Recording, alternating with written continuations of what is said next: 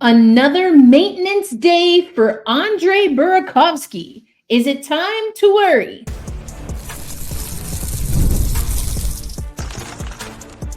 You are Locked On Kraken, your daily podcast on the Seattle Kraken, part of the Locked On Podcast Network, your team every day. Hey, what do you say, Seattle hockey fans? Welcome to another episode of Locked On Kraken, part of the Locked On Podcast Network, where we bring you your favorite team every single day. Excited to be here with you, and today's episode is brought to you by our friends over at Game Time. Download the Game Time app, create an account, and use code LOCKEDONNHL for $20 off your first purchase. Zaiem, it is Thursday, which moving forward means that it will be you and I on the mics, on the ones and twos. Well, not really, because we're not going to be mixing. Maybe, who knows? We'll see. It could be possible. We will be on the microphones bringing our thoughts on the latest Kraken news. And Zaiem, I kind of alluded to it, but we're going to talk about Andre Burakovsky. But before we do that, how are you doing? And what have been your impressions of the Seattle Kraken so far? It's a lot of new. It's a new coach. It's a new team. The preseason games, we've seen 2 preseason games so far. And the first one was incredibly chaotic and sloppy. The second one was less chaotic and sloppy, but still pretty chaotic and sloppy. But you can see the process as the team goes from just a collection of puzzle pieces on the floor that Coach Bilesma has to figure out where things fit in. And now it's starting to coalesce more into what we are going to see during the regular season. Well, I definitely want to get into Andre Burakovsky because he's just a hot button topic for Locked On Kraken. I've joked around, and now you're a part of it too. You know, we put all our eggs in the Berkey basket when it came to offense, really in the last 2 seasons. And to see him once again, getting in maintenance days. On the one hand, Zaiem, I'm like, it's preseason. Maintenance days, not the end of the world. On the other hand, it's Andre Burakovsky. Am I freaking out for no reason? Are you a little concerned? What are your thoughts? Yes, I'm definitely concerned. So yesterday when he didn't practice, we thought it was just a maintenance day. Today, he also didn't practice. Dan Bilesma said he was maintenancing, which I didn't realize was a verb. I guess you can verb anything. He was maintenancing a bump and a bruise. Yeah. So Burakovsky has missed 33 regular season games in each of the last 2 seasons after being signed as a free agent from Colorado. He also missed all 14 playoff games in 2023. And he was so happy coming in on, I think it was the very first day of training camp. He met with us in the media. And I've been really interested in his demeanor over the years. I think he's a really interesting person. After games, after wins, when he's done media availability, he's the only Kraken player who as consistently doesn't seem like he's in a very good mood. If you didn't know, you would think that they just lost 4-1 or 5-2 instead of winning 4-2. Yeah. And I don't know how happy he was under Coach Hackstall. That's not an indictment of Hackstall, just may not have worked, or maybe he was just unhappy with the injuries. Who knows? But day one, he was smiling. He was joking. And Andre Burakovsky, I haven't seen really since he was still in Colorado winning the Stanley Cup there. Mm. And he looks so good. He is so talented. I think he, through this camp, has been the best player on the Kraken roster. He is, we're really hoping to see the version of Burakovsky that the Kraken thought they were getting when they signed him as a free agent 2 years ago. Yeah. And we're on track to see that. But now, he's had the injury problems, and this is not an ideal time to take a maintenance day because you have to be acquainted with your line mates and learn a new system. Yeah. If this was mid-February, well, for mid-February also break, it was late February, early March, then a maintenance day or two, you can say, okay, well, that's not really anything. But at this point in camp, when chemistry and understanding tendencies and building habits and understanding who you're good to play with and getting the practice with playing those players. Missing 2 days is a big deal. I don't think it's just a maintenance day. I mean, he alluded to a bump and a bruise. Who knows what that means? Hockey coaches will never tell you. But yeah, I'm concerned. Yeah, I mean, and especially as you mentioned, a little less clunky and odd in the second preseason game. But one of the bright spots, and we talked about this earlier in the week on Locked On Kraken, one of the bright spots for me was Berkey's line with Ben Myers, who was the lone goal scorer in that game. He was centering Jaden Schwartz and Andre Burakovsky. Now, there were some opportunities that the three of them were not able to capitalize on. That being said, I think the most dangerous opportunities, the most consistent opportunities, the opportunities in the offensive zone that yielded the most second chance opportunities came from that line. And you alluded to it earlier, and we're going to break this down a little bit more in the next segment, but the split between kind of the more veteran experience and those kind of up and comers who we likely will see in Coachella Valley, if at all, in the organization, that was evidently clear. And so Ben Myers falling into one group, Schwartz into another. But now you see Tanev flipping around already, to your point about chemistry. And we talked about this. Tanev, we're not even sure what role he'll have with the organization. So to see him now bumped up onto a line potentially with Stevenson and Schwartz from some of the notes that we put together, that's a little wild to me. And so it's not just the Burakovsky injury, as him alone. Again, all the eggs in the Berkey basket, that alone is worrisome and troublesome. But it also, of course, then impacts the rest of the roster. And to have those shakeups, on the one hand, it's inevitable. Hockey is a contact sport.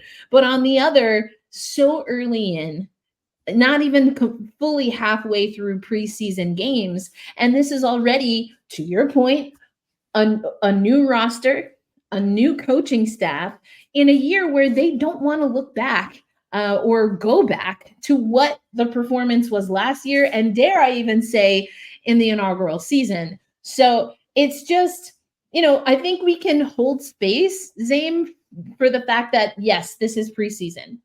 And we can hold space for, unfortunately, there's a little bit of a track record here. I'm not blaming Andre Burakovsky. I don't think that's appropriate. It's just one of those things. And hopefully it's not too bad and doesn't affect his mindset, because one of the things he said was the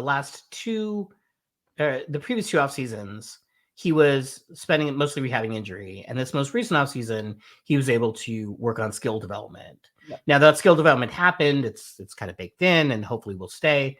But I think that his demeanor of he was so happy and so optimistic, and alluded it to being related to the injuries that he has sustained. Yeah. So he's thinking about this as well.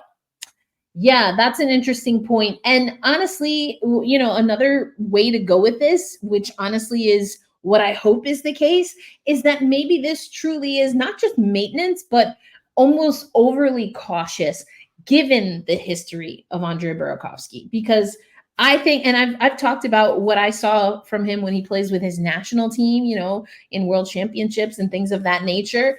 I find him to be a great aggressive skater, a playmaker, and I'm coming at this very much from a Kraken bias and slant. I know of his career, of course, before then. I've seen film, but I'm very much a here and now eye test, and I'm coming from the context and the expertise of the Kraken roster. So to see him playing on other teams and being successful doesn't always translate. That's why I thought what you said about him and Dave Hakstol, or Hakstol's system, let's be clear, because I don't want to make this a personal indictment. We don't know. Like you said earlier, this is not, any insider leak information. But I alluded to this earlier in the week, which is why I love that you brought that up. And I wanted to bring that up before we move on to our next segment. But yes, there are times where you just don't gel, you don't mesh, or you're not a perfect fit for a system or for a coaching staff, and vice versa, a coaching staff or a specific system to a player. And I wonder if, and again, with these maintenance days, we're not going to know how well Burakovsky necessarily fits in with Dan Bylsma. Not sure he was going to play, at least not on this next game, but I'm very curious. I want to put a pin in that, and hopefully we can talk about that, because I think you're absolutely onto something. And it's something that I've alluded to as well, that there is a version of Burakovsky that can work for the Seattle Kraken. We just haven't seen it yet. And I hope that this isn't a setback which delays that once again, because I think that would be unfortunate for all parties, truly. So coming up next, we are going to get into some of the training camp shakeups. You mentioned this, and you mentioned the two groups, and I want to break that down a little bit, as well as some of the shakeups that we've even seen in practice. And that's something that Dan Bylsma talked about a little bit today. So that's coming up on today's episode of Locked On Kraken.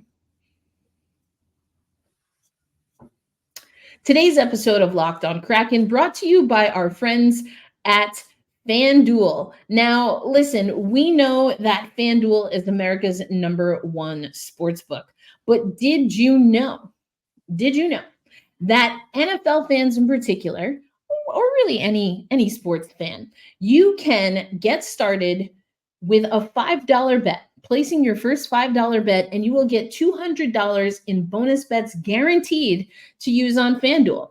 So when you get a hunch in the middle of the game, or you want to check out the latest stats, view live play-by-play, and so much more, you can do that this NFL season on FanDuel. And if you place that $5 bet, you'll also get $200 in bonus bets for you to use, whether it's in the NFL, WNBA semifinals is about to start. Of course, we have the NHL happening, future bets we talk about all the time. So really, the opportunities are endless. So get started by visiting FanDuel.com. That's once again, FanDuel.com to get started. And of course, let them know that Locked On sent you. FanDuel, America's #1 sportsbook. Also want to let you know that today's episode of Locked On Kraken brought to you by our friends at Game Time. Game Time is an app that I absolutely love using. As someone who's on the road a lot, I don't always have free time, but when I do, I don't want to waste time looking for something to do. And Game Time has a really cool feature called Game Picks that makes getting tickets for your favorite live events easier. It filters out the fluff to show you only incredible deals on great seats, so you don't have to waste time searching through thousands of tickets. I've used Game Time to go to Mariners games, to catch one of my favorite bands in Seattle, and so much more. Of course, there's also the toggling feature, which is an all-in pricing. Or I should say the all-in pricing is a toggle feature that you can use.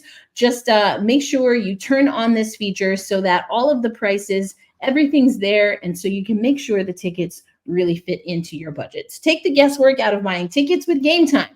Download the Game Time app, create an account, and use promo code LOCKEDONNHL for $20 off your first purchase. Terms apply. Again, create an account and redeem code LOCKEDONNHL for $20 off your first purchase. Download the Game Time app today. What time is it? It's game time. Thanks as always for making Locked On Kraken a part of your daily destination. Erica L. Ayala here alongside Zaiem Beg, who is joining us every week, and we're going to talk Kraken hockey. So Zaiem, we've already talked a little bit about Andre Burakovsky. Now let's get into, and you already broke this down a little bit in the first segment, but let's dive a little deeper. We know that there were 3 teams in early camp. And that really was a good way for the teams to split ice time. And of course, for the coaching staff, the scouts, and the front office to then, of course, see who was on the ice. But that has since dwindled down. Again, you talked about that a little bit in the first segment, but let's get into that a little bit more. So the way that you're able to break these groups down, as you said, into, 47 players now? Should be, 47. 47 is that means, of course, some people have been reassigned. Now, we talked about the first 9 reassignments earlier this week, but we got some new news, including someone that we talked about last time, or I should say, not only was it the last time, but also the first time you were on Locked On Kraken. And one of those reassignments is Berkeley Catton.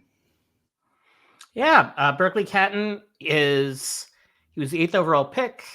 It is not unusual for players even drafted in the first round to not make the NHL. Usually it's only 1 or 2 per draft class, the very, very top.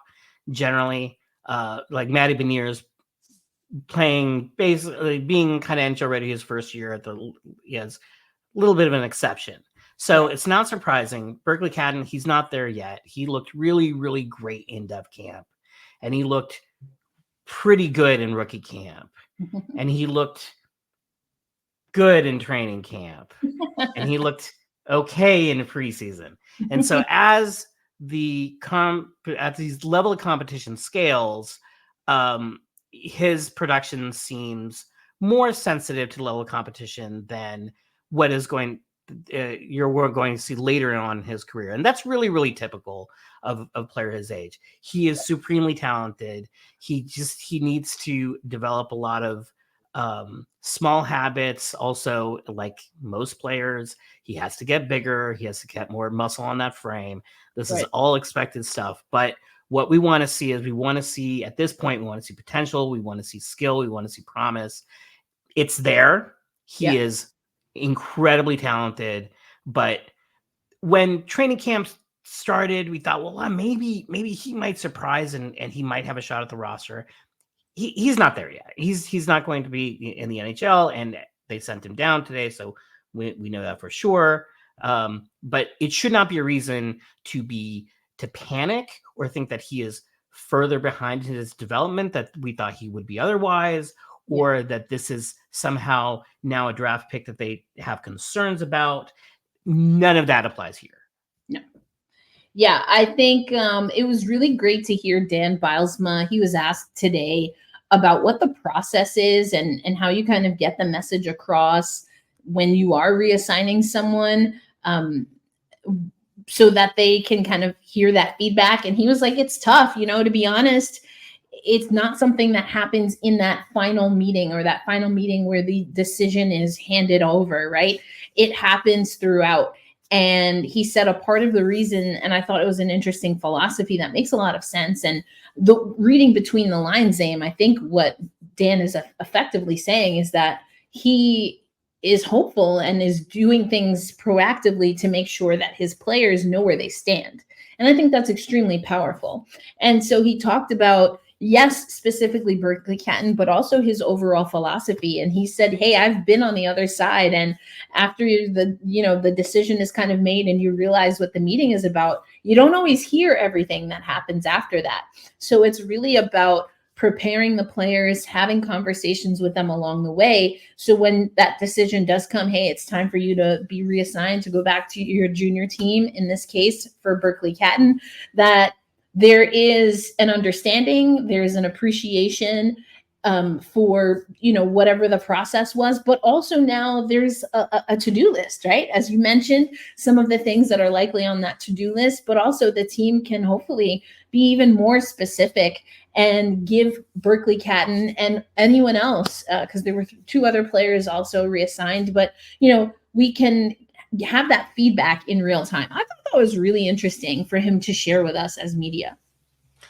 It's also interesting because Catton plays his junior games in Spokane, and so he is close to Seattle. It's about a 5-hour drive here from Seattle, and so the coaching staff will have more direct access to him compared to like other draft picks where that isn't necessarily true. In fact, I think there are going to be 4 games this season that Berkeley Catton will be playing in either Seattle, Kent with the Thunderbirds, or against the Everett Silvertips in Everett. So people in the Seattle area, if you want to check out Berkeley Catton and you don't want to make the 5-hour drive to Spokane, you can. But also then when he's here, well, obviously the Kraken are here. And so I think my guess is that there's going to be a little bit more hands-on or a little bit more communication between the organization and the draft pick than you would normally otherwise see, all other circumstances being equal. Yeah, that's a really good point. And, Berkeley Catton has talked about being able to play in Climate Pledge Arena because of, like you said, the proximity to Seattle proper. So that's definitely going to be something interesting to watch. I mean, again, we had some other players that were also reassigned. And I think overall, not surprising, Zaim. I don't think that's like, oh my gosh, so and so was reassigned. I don't really think we have any of those younger players that are eligible for junior that are going to be big surprises per se. I think the next handful of cuts, especially as we get to the final 2 preseason games, that's really when we're going to start to understand what Dan Bylsma wants regarding his roster and how he hopes that the players that he will have on the roster can impact the style of play that he's expecting. But I want to get into now who we have here, because another thing we heard from Dan, and this will help us set up for the next segment when we talk about what we want to see from the next preseason game 3. But another thing that we heard is that today when the teams hit the ice, they were split in a way where the teams were focused, or the teams were divided and the groups were divided in a way that focused on special teams. Now, I think that's really interesting, especially coming off of the last 2 games. Now, on the one hand, I think you might say that, the penalty kill definitely had some advantages. We talked about this on yesterday's episode. I think it was only 2 power play goals given up, 2 or 3 power play. I think it was 2 out of maybe 16 chances. Right. Exactly. And so that's good for the PK, right? But how much time do we want to be spending on the PK? Like, when are we jumping the shark? You need that time. And that's something that Dan mentioned. On the one hand, you got to take penalties in the preseason so that you can practice special teams. But on the other hand, how much time did the team even really get to practice their special teams before being put in a situation where they were playing a lot on special teams? So I thought it was interesting to see that adjustment made intentionally in practice. But what else stands out to you as we now thin these rosters and we start seeing more of the veteran, likely NHL worthy players come together a little bit more? Are there any lines or D pairs that you like, that you don't like? Yeah. So the the line I think I find really interesting, which was practiced today, is the Jared McCann, Shane Wright, Jordan Eberle line. Mm-hmm. Putting Wright between the 2 really elder statesmen on the wing is interesting. I don't know what the center playing time is going to, ice time is going to be between Chandler Stevenson, Matty Beniers, and Shane Wright. And so I find that really interesting.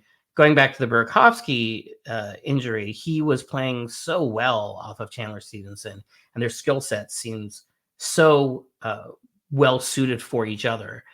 Today, it was Brandon Tanev in Burakovsky's place, also with Jaden Schwartz on the other side. Yeah. And I wonder if Tanev, if the writing is on the wall and that he's kind of a placeholder, because putting Tanev with Stevenson and Schwartz doesn't make a ton of sense, I don't think, for what they're trying to accomplish here. The sword of Damocles is hanging over the organization. It seems like either Brandon Tanev or Yanni Gourde are probably going to be traded near or at the start of the season. And putting Tanev in this sort of placeholder role sort of suggests maybe he's not long for this organization. So that was the first thing I noticed. That was the thing that really popped out to me is, beyond that, I think the Beniers, Bjorkstrand, Tolvanen practice line is also a really intriguing one. I think that I would want to see a little bit more net front bias for Maddie Hmm. on that line. Mhm. Because Bjorkstrand can go in the corners and he can dig it out. And so I think Maddie specifically, he's been really shooting from basically the same spot on the ice under Dave Hackstall. And, I want to see him move around and get to different parts of the net. And so that line suggests maybe they're trying that. And because if you have Maddie's bias being what it was the last 2 years, that line doesn't make a ton of sense to me. I'm trying to visualize in my head, and it's kind of abstract and hard. But so I think just reading the tea leaves here, it seems to me that they are part of the development of Maddie Beniers is to develop a little bit more offensive or a dynamic offensive mindset. But coming up next, I want to ask you a few questions about the next preseason game. And we heard from Dan Bylsma that it will be a mix from the two groups, the way the two teams or the roster for training camp has been split. It's been split into two teams. And we are expecting to see players from both teams on tomorrow's roster. So Zaiem, we'll give our best shot at who we think we'll see. And it's always fun to be absolutely wrong because they don't pay me to be the coach of the Kraken. No, but I think it's going to be interesting. I certainly know there's some players that I want to see more of. And I wonder if we'll get to see that. So we're going to talk about that coming up on today's episode of Locked On Kraken. Today's episode of Locked On Kraken brought to you by our friends at Indeed. If you need to hire, then you need Indeed. We are all driven by the search for better. But when it comes to hiring, the best way to search for a candidate isn't to search at all. Don't search, match with Indeed. You can ditch the busy work and use Indeed for scheduling, screening, and messaging so you can connect with candidates faster. And Indeed doesn't just help you hire faster. 93% of employers agree Indeed delivers the highest quality matches compared to other job sites, according to a recent Indeed survey. So listeners of this show, you'll get a $75 sponsored job credit to get your jobs more visibility when you head to Indeed.com/lockedon. Just go to Indeed.com/lockedon right now and support our show by saying you heard about Indeed on this podcast.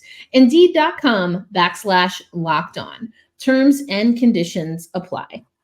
Hey, if you need to hire, then you need Indeed. Thanks as always for making Locked On Kraken a part of your daily destination. Erica L. Ayala here with Zaiem Beg of Davy Jones Locker Room. And you know what? Before we get into the Kraken, let me set you up to talk about JV Jones's Locker Room.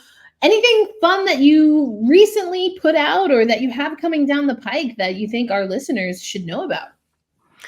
Well, we've put out a piece every single weekday during the off season. We cover every game. We do a recap and a preview of every game. We have Allison Ballard, who's a hockey genius, delivering her excellent writing and X's and O's analysis. We got Glenn Dreyfus, who is a workhorse and puts out so much good content. Understands storytelling. We're going to be launching a podcast called the Cephalopod with Sky on Air. He's an excellent broadcaster, and that it's going to be a really good product. And we have a lot of stuff for newer hockey fans who are maybe Kraken curious or hockey curious. And so we are going to be building that out for people who say, I want to know more about the Kraken. Where do I go? And so all that stuff is going to be revealed soon. I have some exciting stuff that we have also worked with the Kraken for creating some of this content. And so we are going to be doing a lot. If you want to get quality, in-depth, comprehensive written coverage about the Seattle Kraken, that's what we aim to be. And that's what we've been doing for the last 14 months at Davy Jones Locker Room. Love it. Love it. So definitely make sure, if you're not already, that you give it a follow. We've talked about Kraken reaction here on Locked On Kraken before with Glenn, as you mentioned. So love those videos. And Allison, yes, we've talked about some of her breakdowns also, especially the ones that are on YouTube, because of course, Locked On Kraken, as does everything on the Locked On Podcast Network, lives on YouTube as well as your favorite audio platform. All right, Zane, we're going to get back to it here on Locked On Kraken, and we want to talk about how this team can continue to make improvements for their next game. And that is knowing that there's likely, once again, going to be a roster shakeup. So on the one hand, you want to see this progress, but on the other hand, what is even realistic what does realistic progress look like when the personnel is always changing? So Zaim, I'm going to give you your best chance at what is the right balance of progress versus really showcasing the talent for people fighting for roster spots. Yeah, it's really interesting. I wonder how Coach Bylsma weighs these things and the importance of having players who essentially have no realistic shot of making the roster this year versus what is mostly an intact roster, an NHL roster. And if he had not said that he was planning on doing a blend, my assumption is because they have a back-to-back. They play Friday and Saturday. They play Friday here in Seattle, and then Saturday is in Edmonton or Calgary, one of the two. I think Edmonton. Edmonton, yeah. Yeah. And so my assumption would have been the first day is all the youths or all the veterans, and then the next day is the other group. Mixing the two is a really interesting decision. I'm not entirely sure what utility that provides, because if you want to get a look at everybody, you still get a chance to do so across 2 preseason games across 2 days. So, but one thing I do think is going to happen is you're not going to see a lot of line mixing. So my guess is going to be it's going to be a veteran line or a young line. The thing that I'm most interested in is the power play, as you alluded to earlier. The Kraken did get some power play chances in against Vancouver that were, you could tell they're not quite there yet, but they're getting there. And under Coach Hackstall, the power play was kind of static, and players were they go to their spot and then they try to create a chance from there. Coach Bylsma said he wanted more movement. I think Oliver Bjorkstrand also talked about this, more movement on the power play. And so, like everything else with Bylsma, things are going to be a little bit more dynamic, a little bit more shifting, a lot more fluid. Right. And the Kraken didn't really get a chance to set that up very well because there were just the errant passes. They weren't quite connecting. The puck would get out of the zone, and then they couldn't set up. The zone entries looked really good, which was really impressive, and I was really happy to see that. Now I want to see them keep the puck in the zone and see what the power play looks like when it's trying to generate chances. We didn't really get to see that against Vancouver, and certainly not in Calgary. It was a mess in Calgary against Calgary. So the power play, which has been an issue with the Kraken historically, I think that there is a schematic reason why it's been an issue. They're trying to address that schematic reason, and I'm really, really curious to see how much player movement is. How much do players move around and shift and try to get the penalty killers to make a read, and if they make a wrong read and make a wrong guess, now a player gets a high quality shot. That kind of stuff. Create movement to create mistakes by the defense and then capitalize on those mistakes. They're not there, but I see what they're trying to do, and I want to see what that execution looks like. There's a part of me that just thinks Dan likes keeping his players on their toes. And on the one hand, that can seem frustrating because everything is so new. But on the other hand, I kind of like that, because from what you said about the power play and just thinking about what we've seen before, I always say sandpaper, but maybe it's more than just sandpaper in that grittiness that has been missing at times from the Kraken, but it's also just sometimes you got to move the blood, right? And there's so many ways to do that. You can get fired up, you can, get fights. And we heard Dan Bilesma say that he wants his players to be more of the aggressors and not react to that kind of physicality in a game. That's part of the way you get the blood going. Sometimes you're, tossing water bottles down the tunnel, in frustration. Sometimes you're stick tapping. I think Dan likes energy. He likes movement. He likes passion. And there are so many ways psychologically, right, to press those buttons. And, I think you can maybe on the more negative or kind of controlling side of things is saying, well, hey, you never know what's going to happen. So you've got to bring your best. And then if you're a little more adventurous, you're like, hey, you never know what's going to happen. Like, let's get after this and see what we can do. And I think it can suit, both parties. Some people really need to know, like, if you don't get your stuff together, it's not happening for you, buddy. And other people need to be here. You know what? We're giving you these tools. We want to see you cook. Like this, it's like everyone starts with an F and you have to work your way to an A, or everyone starts with an A and you have to keep it and earn it. It's two very different approaches. And there's a part of me that wonders if that's a little bit also of what Dan Bosma is doing. Yeah, that's a really interesting one. He's definitely way more wears his heart on his sleeve than Coach Hacksaw. There's no question that he seems much more emotional, and I think might be a nice fresh change. It might also wear on players after a few years, but we'll worry about that in a couple years. But right now, everyone's happy. It's new. He seems excited, and I love the energy. I think it's great. Yeah. It's real contagious. The players seem so much happier and so much more relaxed, even though they're working really hard. They're like busting their butts. Yeah, they are just going at it. These practices have been so intense, and the players they clearly understand, or they're bought in with what Coach Bilesma is doing. They're not complaining. They're happy. They seem like everyone is on a mission and pointing in the same direction of like, okay, we need to get better, and we trust this person to be the person to lead us to become better. Nailed it.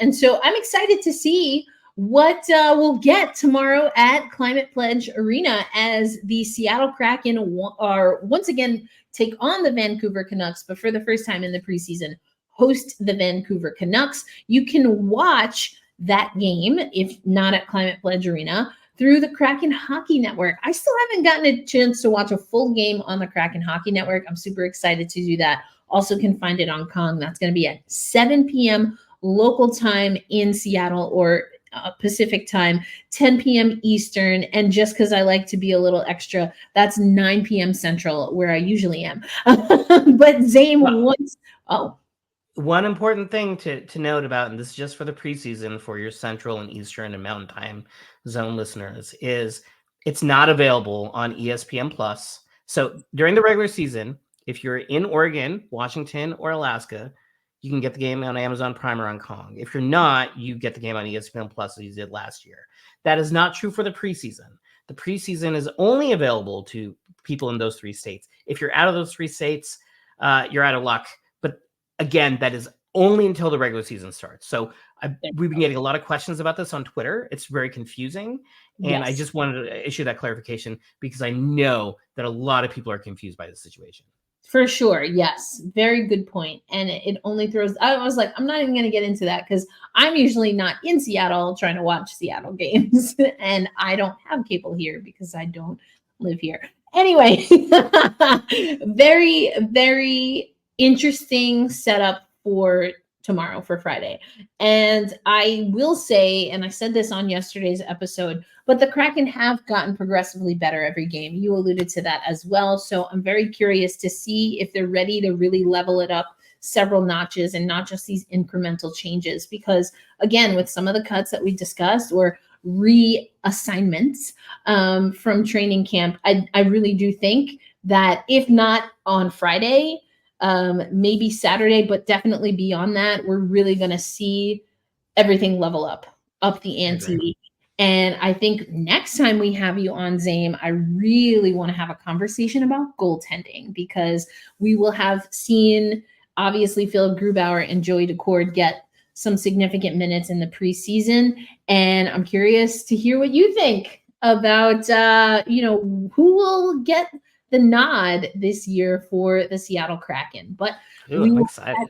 I know. I'm super excited as well. I'm excited to just get that answer. I definitely have an inkling / what I want to see, but I'm curious how things are going to work out. And I think some of it's contingent on how the team is health-wise. So, all right, Berkey, get back to maintenancing.